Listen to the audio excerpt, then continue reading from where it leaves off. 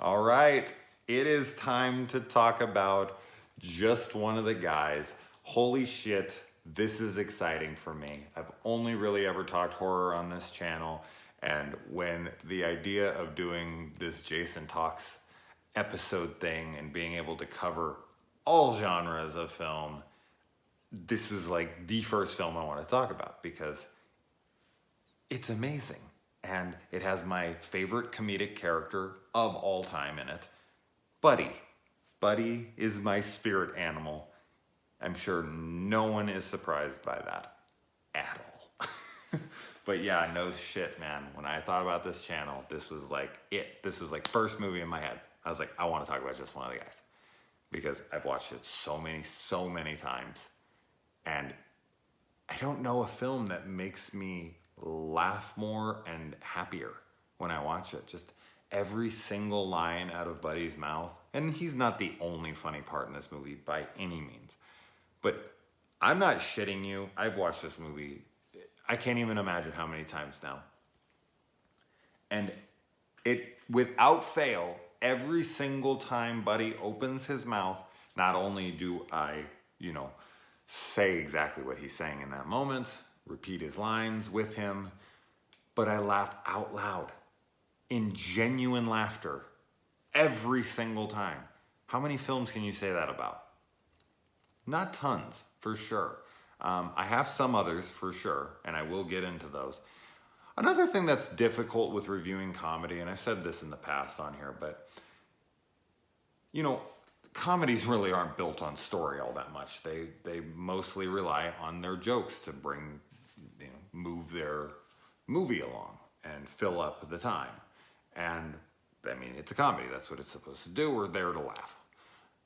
But they don't really have a ton of story. So it's kind of hard to just break down story and whatnot in these kinds of movies. But you know me, I could talk for fucking ever. So let's talk forever about just one of the guys because I've been talking about this movie forever anyways.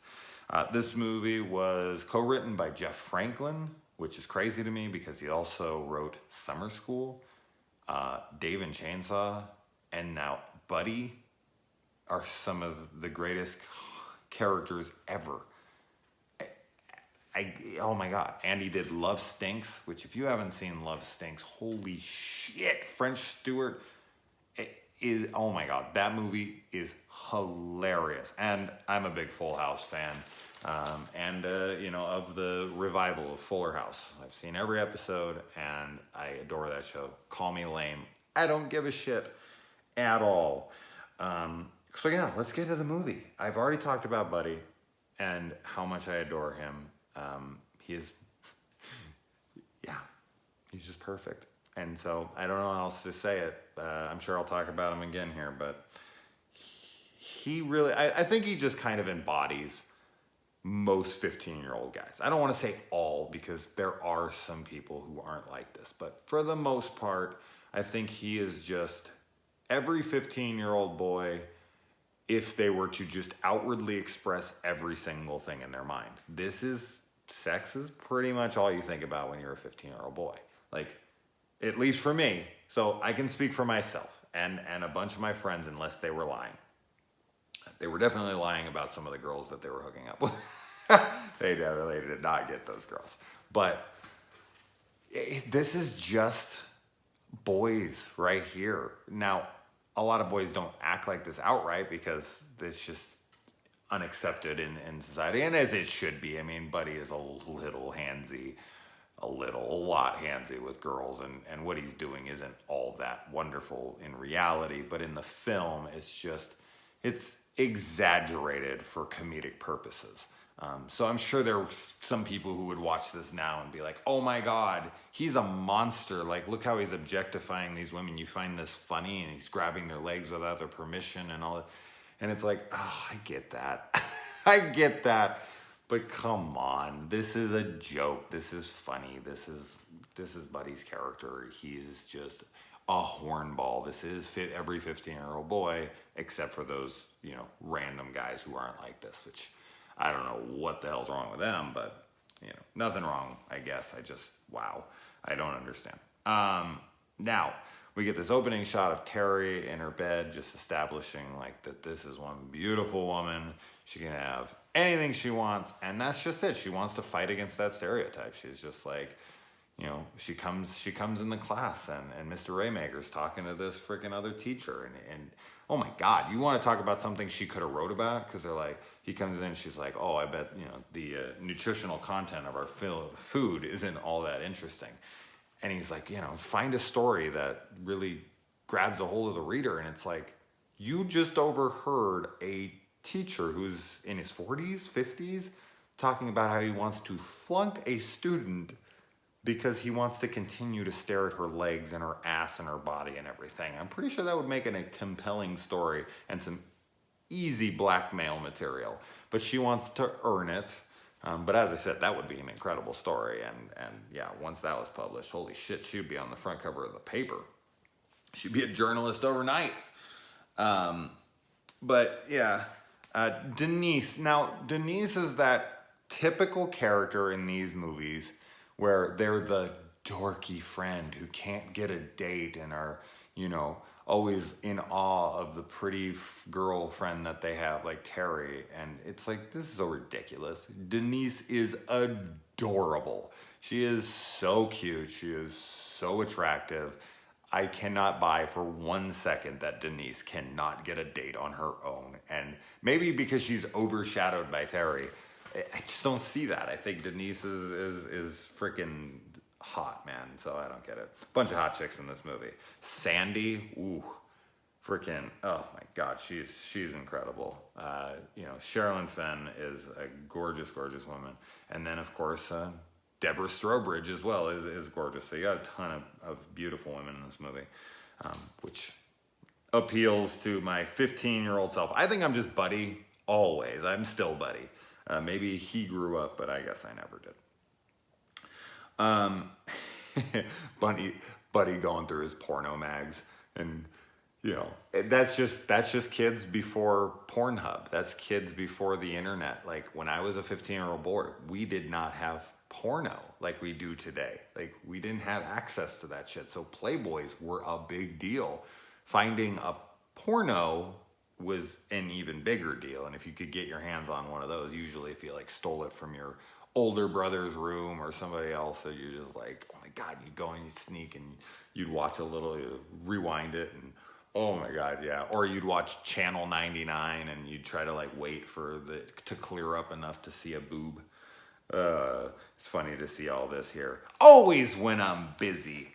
Gonna try not to just keep, you know, repeat a ton of lines from this film, but it's so hard. I literally know every single line. Kevin is just a douchebag. I can't stand Kevin. And I've mentioned this in the past in other movie reviews of like how easy it is to write her boyfriend to be a shitty person, because then we're not like questioning her decisions later when she falls for the other guy. But I've always found it to be a lot more interesting if their boyfriend or their girlfriend or whatever is a good person, is actually good to them, because then that just makes it, I don't know, a little more compelling to me and a little more dynamic, and it has a little more depth to it and it's more real. It's like, I know girls date shitty dudes, especially in high school, and this older guy and whatnot, but she fell for this guy. Like she's like, tells him in the movie, like, you're lucky I'm in love with you. It's like, you're in love with this guy? Like, and maybe this movie is just kind of what, or the events within this movie are what show her that, you know, it isn't all about how cool you are. And that's what she writes in her paper. The kid comes at the end and he's like, you know, he's like, thank you for saying all that stuff. Like, you know, I like that you said that like, you could be cool even if you don't dress cool and whatever. Like, yeah, I think she learned a valuable lesson here, and that she was living in a world where all that mattered was looking cool. But she had these dreams and these aspirations to be this journalist, this you know, reporter, and she wasn't going to let that go, no matter how much everyone told her that she was just a pretty girl. See, that doesn't just happen in movies now, okay? Enough everybody with their like, oh, you know, women are just trying to... Oh God, I can't stand the internet now. It's so dumb. Oh God. I'm sure if they made this movie today, there'd be people freaking the fuck out about every stupid thing in this film. Oh my God. Anyway, I hate to even have to bring in 2018, so I'm just gonna stay in 1985 here and fuck the rest of the time period in which I live in. We get William Zabka here, which I think he just was contractually obligated to be the villain in every 80s film. We also get a very meta moment here when Sandy is talking about her, new affinity for the new kid, Terry, and she says that he looks like the Karate Kid. The fact that we got the bully from Karate Kid here playing the bully here, Greg Tolan, it's interesting to watch. You're just like, she just say Karate Kid? That guy's in the Karate Kid.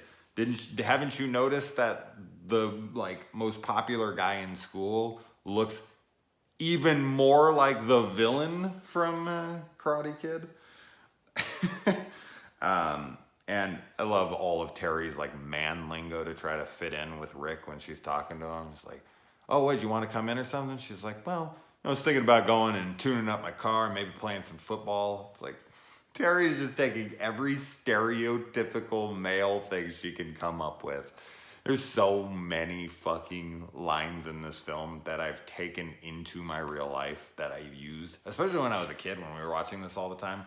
Every single time we would go to the bathroom and we'd come out and one of our brothers was standing there, we'd always come out and be like, just finished. And whoever was on the other side of that would be like, I care.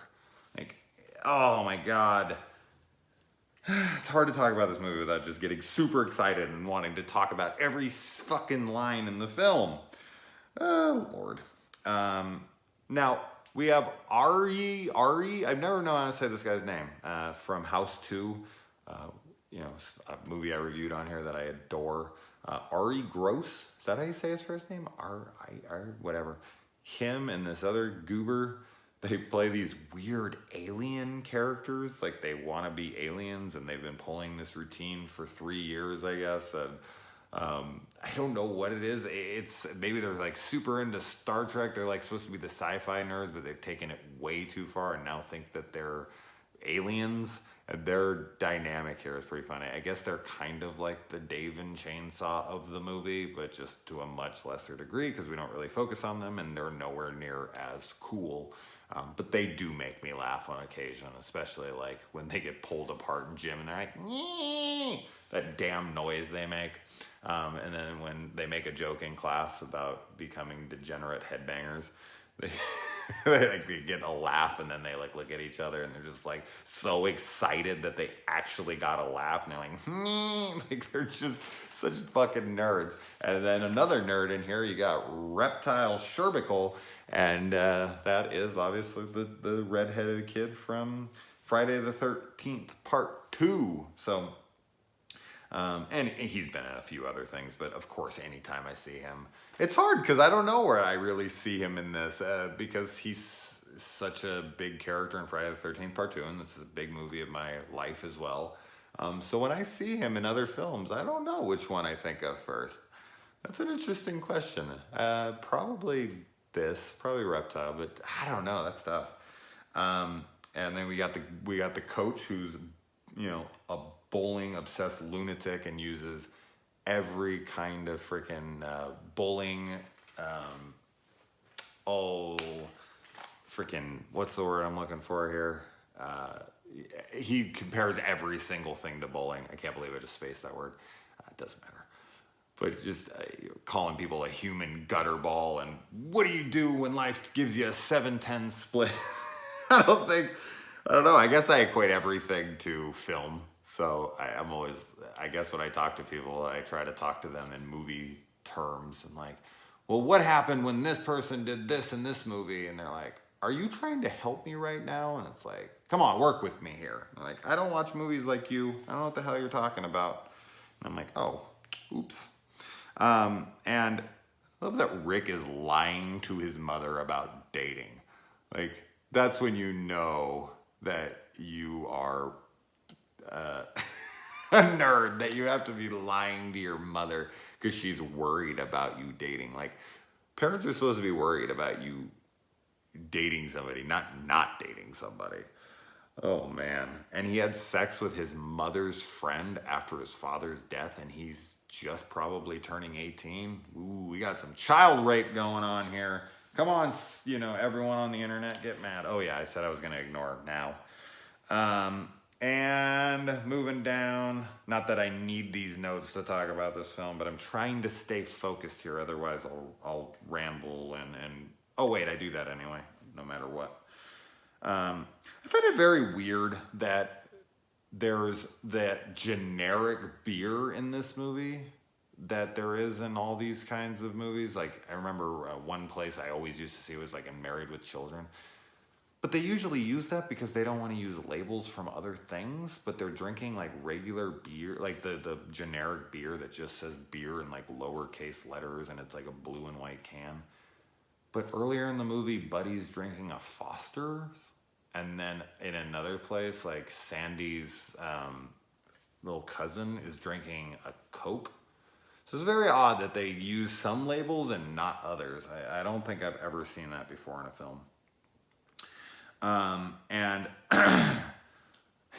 another scene I can't help but bring up here that is so quotable, and I've done this in front of so many people, and some find it funny and others are like, huh? Is when Buddy answers the phone, he's like, yo, what's up, scumbag? Yeah, up yours too. He just keeps going on and bashing the person on the other line, then he hangs up, and then Terry looks at him like, what the hell? And he's just like, Mom says hi, and just keeps walking. Oh my God, I love doing that. I love doing that. My brothers and I would do that all the time. Anytime anyone would call, we'd like pick up the phone and just start going on and just like hanging up and be like, Mom says hi. Such a good line. I have to wonder if, and I'm guessing this is probably true, but Terry is trying to set up Rick with other girls because she doesn't want to be tempted to screw around with him because she's starting to have feelings for him. So she's like trying to push him off onto any girl that will take him, and he can't. So, but then once he gets Deborah Strobridge, then she's like not having it. At that point, she's just like, wait a minute, this girl could actually compete with me. This is the me of this school. Like, I was the hottest shit in my school. This is the hottest shit in this school, and he should be with me, not her. Poor Rick, man, what an ego blow to go around and ask out every girl in the school when you already don't think you're cool and you already think that, no chick wants you and you have to lie to your mom about dating.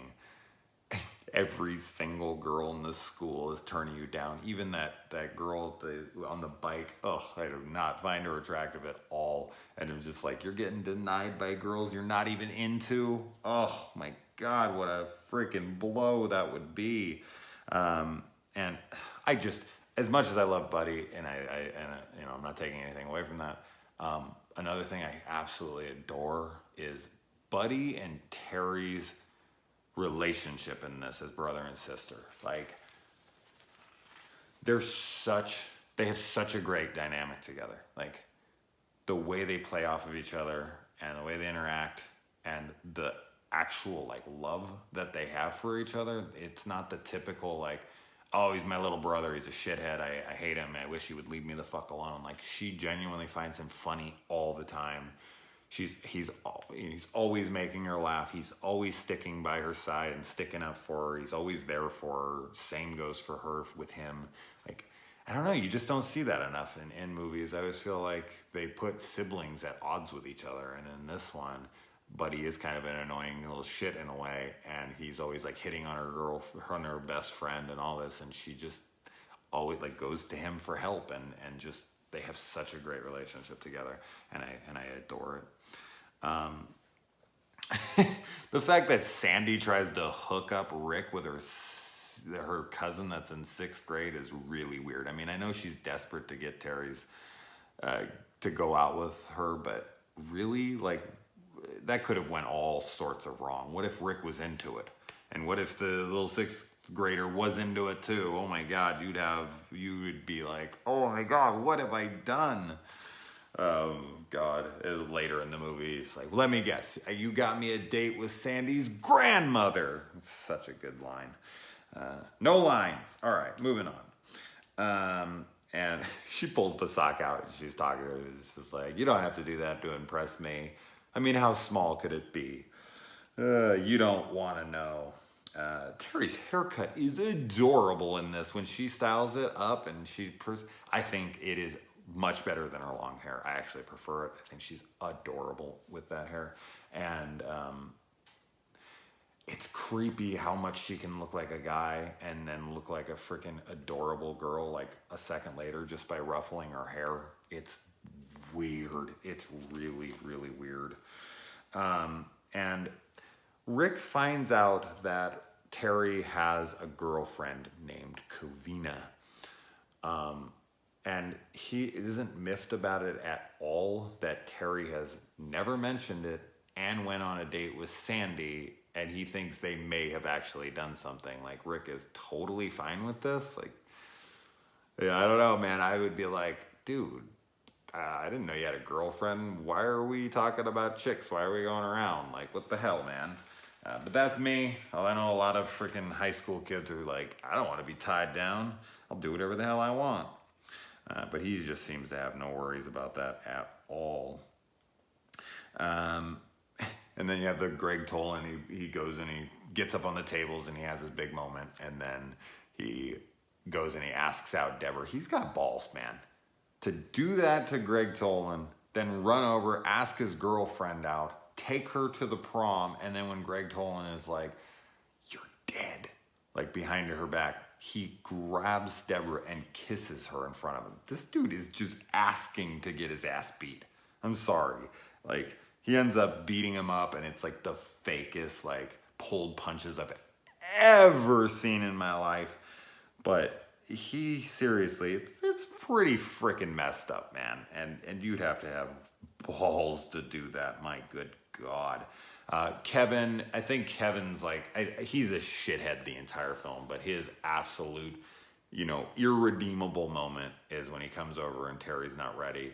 And he's like, you know damn well I said 7:30 and you should have been ready and dressed to kill. And he's like, so why do you look like hell? Why do you look like hell? That was it for me. That was like, Kevin needs to go away forever. That was his absolute no more moment. What a piece of shit. Who would say that to their girlfriend? And I love that Buddy takes Kevin to the prom, and then he sees Greg Tolan attack Terry and his initial reaction. Because Buddy actually, earlier in the movie when Greg lifts the table, he immediately jumps up and wants to fight him. Like, Buddy's not screwing around. He's scrappy. And when you see him without a shirt, he's actually pretty damn good shape. Sounds like I'm in love with the guy. Maybe I am. But yeah, he goes out and he immediately attacks Greg for hitting his sister, for doing anything to his sister. Like, that is unacceptable to him, which I absolutely love. And no teachers are there to break up the fight. Really? Wow, what a shitty school. And of course, me being who I am, I have to talk about this. My good God, when I was a kid and now, that scene where Terry reveals that she is actually a woman, wow, that was such a big deal to me when I was a kid. And it probably set my standards probably a little too high because she's got the perfect chest. And I guess the ultimate question here, and I guess I'll kind of just end on this, is could you date somebody after all of this? Like, I think the majority of people would probably outright say no. But after this, does Terry really expect Rick to be able to just change his feelings in a minute? He's not gay. Like, he thought that you were a dude the entire time, and then you drop a bomb on him at the prom in front of everybody, and he's there with the girl he's like freaking been, drooling over for the last couple months since he's been a student there. And, you're just gonna be like, all right, like, here it all is. And she like, and I get it, she's not like, you son of a bitch, but could you do that? I don't know. I mean, maybe if she had tits as great as Terry's, I could be swayed. But yeah, I don't know. Analogy. That was the word I was looking for earlier. Yeah, that's how my brain works. Just breaks up all these things later. But yeah, but they of course end up together and they ride off together. But I don't know. I'm curious on how people took that in the theater at the time. I wonder if they were like, well, Rick's pretty gay, that he would be attracted to this chick after he thought she was a dude. I don't know. It's weird. It would be a weird situation, of course. So I'm curious. But anyways, I think I've talked not too long. I could talk about this movie all day, but I had to have fun with it. What are your guys' favorite parts? Lines. Give me lines. Every line you got, lay them down in the comments below for sure. I want to know everyone's favorite line. I don't think I have a favorite line. Some lines that really make me laugh like crazy for some reason is, when Buddy invites this girl over and she's sitting there and they're doing math homework together, and he just like everything he says is perfect, but for some reason, I don't know why it is, he's just like more cold duck. It's not even that funny, but for some reason, it kills me every single time. No, Linda, wait. Would it help at all if I told you I was hung like a bear? I don't know. It might. Are you? No, just checking. He's so desperate. Anyway, all right, it's been way too long. I need to go to bed.